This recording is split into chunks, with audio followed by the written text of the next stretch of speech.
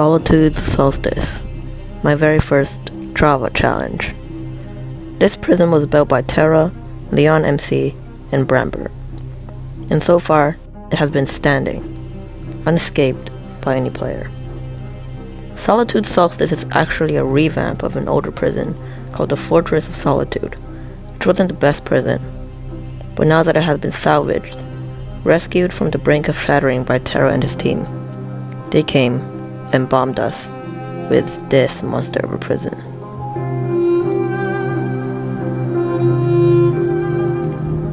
It went from this to this.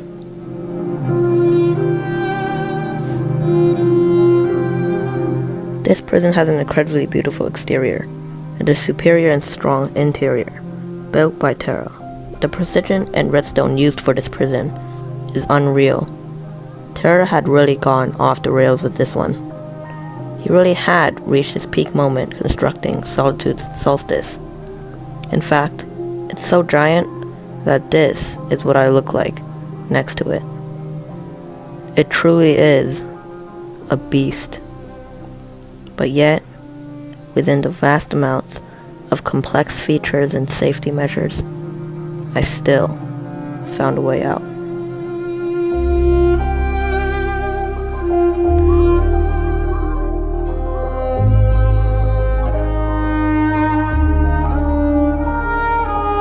Even though this prison is already extremely strong, I'm going to be setting some rules to make it even harder for me to get out. 1. I cannot get any help from the outside. I will be escaping alone as a prisoner. 2. I will not attempt to smuggle any items or bring items into the cell. Solitude's Solstice actually consists of 2 cells. There is a maximum security and observed cell, which is a 3x3x3 box with a singular soul lantern inside. It is closely observed, making breaking any blocks trigger the suicide. If you are unfamiliar with the term suicide, it basically means a shulker box with too much data for your client to handle is dropped out of a dropper into the hands of a baby piglin. This will overload your data and ban anybody who is inside the prison off the server, and make it so that they can never rejoin. Basically meaning, don't trigger the suicide, it's basically just committing suicide. This is the low security, or otherwise known as the humane cell. As you can see, it lives up to its name.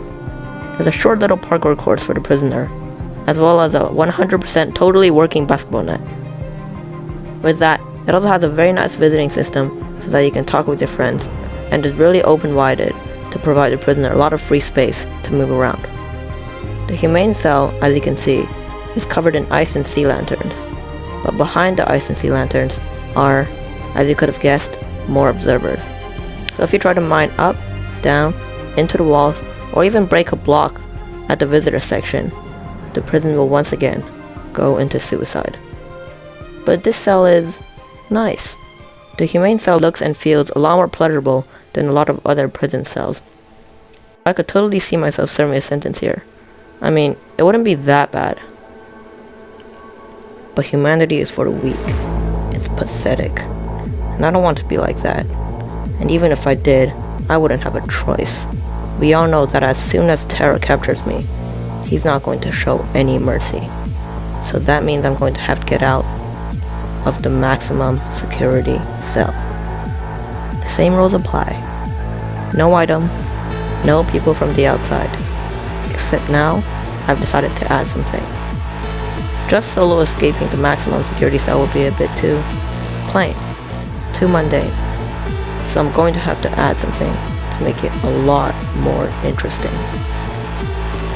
Someone else is going to be trapped in the prison with me, an armor stand named wvshy, not in the same cell in the humane one. And my job now is to not just break out alone, but also break wvshy out at the same time. Finally, a worthy challenge. A good jigsaw puzzle to work my way around. But first, let's begin by setting the pieces.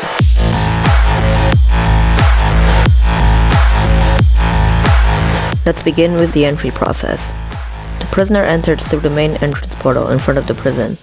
Then, from the inside, the guard manually lights the portal for the prisoner. When the portal is lit, the guard inside the control room will turn on auto panic. This way, if you attempt to ban the guards from the outside, the prison will go into suicide as soon as the guards have left the game. This uses some really complex cat taming compared to Redstone. I don't really know how it works either. The prisoner comes back in from the nether.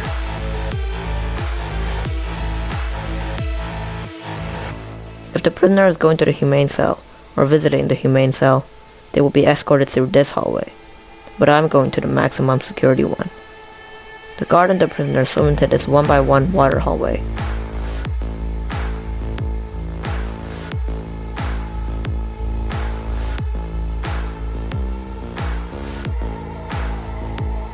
The prisoner then sets their spawn on the bed, gets manually killed by the guard so they don't bring any items into the cell, and they respawn inside the cell.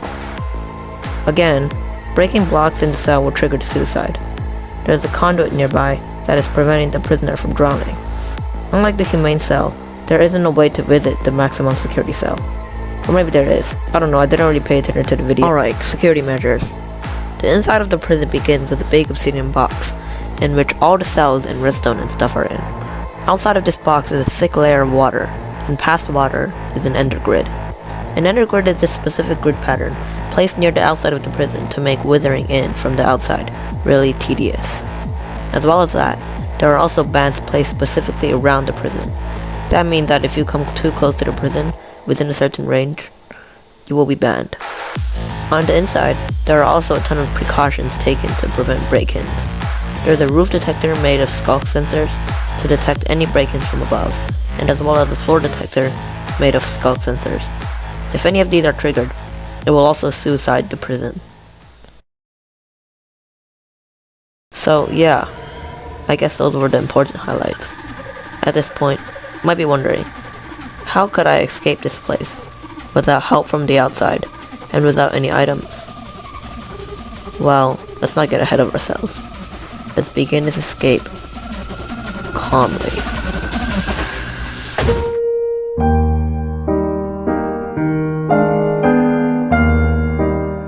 This first phase is going to be the easiest. All I have to do is go through the process like normal. They told me to go inside by sunset. I should probably be heading soon. I've already set up a haste beacon near the prison. That is going to be useful later on. But for now, all I have to do is go through the security procedure calmly. I'll bring some random items to throw off the guards and make them think that I'm safely locked away in my cell once they kill me for my items.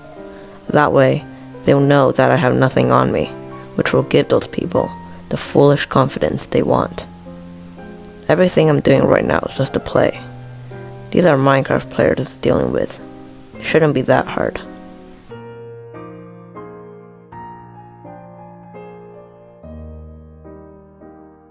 Once I'm in the cell, I'm going to stay there for a bit until the guards log off. And once they do, this is where the fun begins.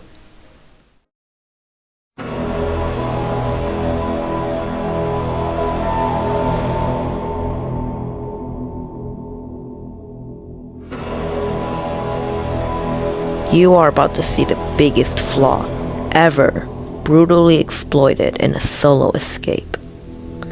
This is the reason for the entire video so far. This is why I had to set so many boundaries on myself.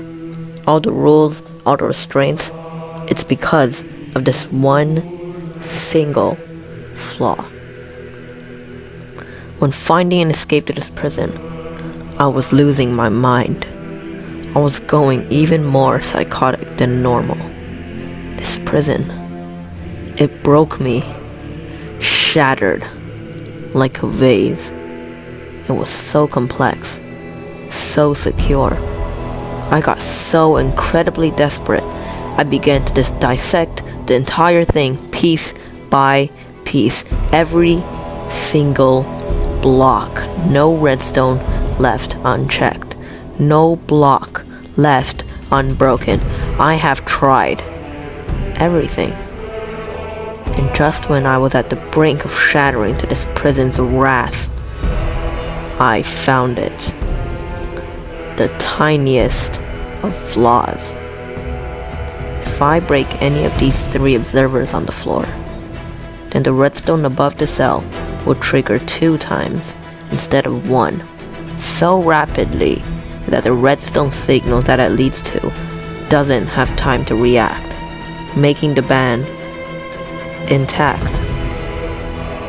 This is why I set up the haste beacon, why I set restrictions upon myself, all because of this singular block. Now, after I break the observer, there's only going to be crying obsidian under me. This will be even faster to mine, as I have a convenient conduit and haste beacon powering me. With these 2, mining obsidian with my fist will be faster than ever. I mine down until I get here. When the lava turns into obsidian from the flowing water, I will break the boat and enter crawl mode. Then, I break this obsidian until I reach the bed. I break the bed. Now, normally, I would just find a way to kill myself and respawn, but we can't do that yet, because, as you guys know, we have something else to take care of.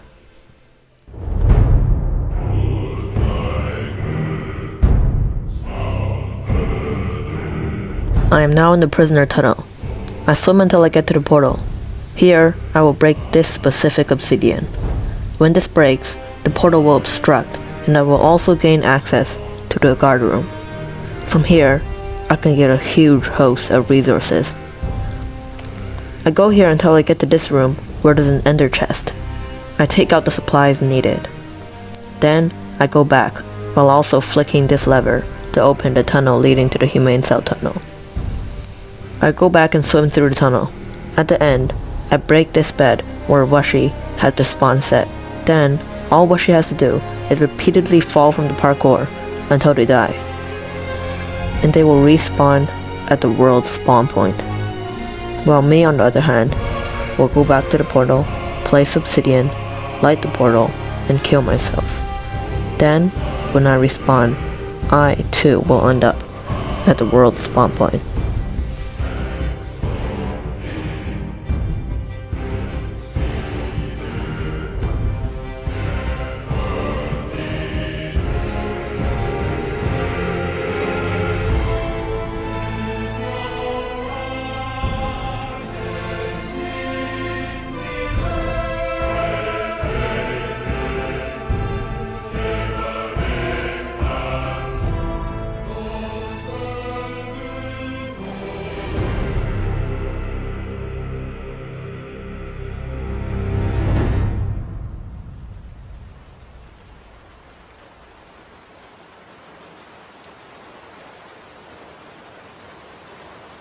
I won't be able to do things solo anymore, without the new upcoming prisons. But at the same time, getting someone else to help me won't be an option either. We all know how that turned out. But what if, maybe, just maybe, this will work.